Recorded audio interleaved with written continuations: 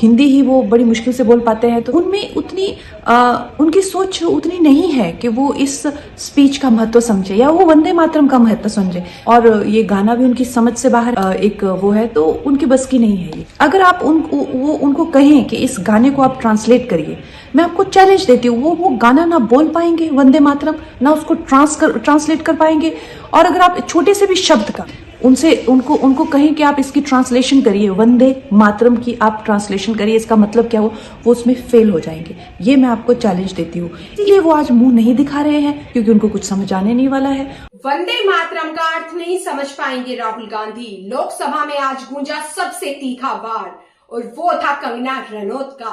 BJP सांसद ने कांग्रेस नेता राहुल गांधी पर ऐसा निशाना साधा कि सदन पल भर में सियासी अखाड़ा बन गया। कंगना का हमला, वंदे मातरम का अनुवाद भी नहीं कर पाएंगे। कंगना रनौत ने कहा कि राहुल गांधी न वंदे मातरम गा पाएंगे और न ही इसका अनुवाद कर पाएंगे। एक शब्द का भी अर्थ पूछ लो उनसे तो फेल हो जाएंगे।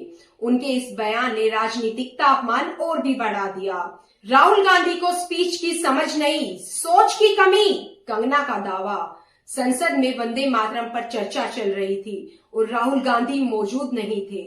कंगना रनौत ने इसी को निशाने पर लेते हुए कहा, शायद इसलिए नहीं आए क्योंकि उनके पास न स्पीच की समझ है, न वंदे मातरम के महत्व को समझने की सोच।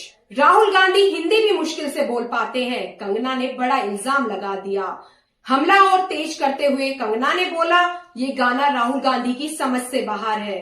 हिंदी वो बड़ी मुश्किल से बोलते हैं, तो वंदे मातरम उनके बस की बात नहीं।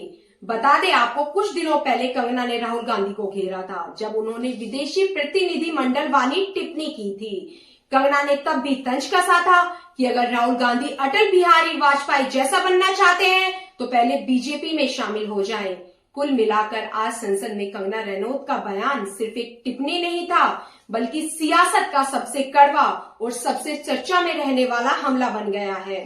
सवाल एक ही है, अब राहुल गांधी का जवाब क्या होगा।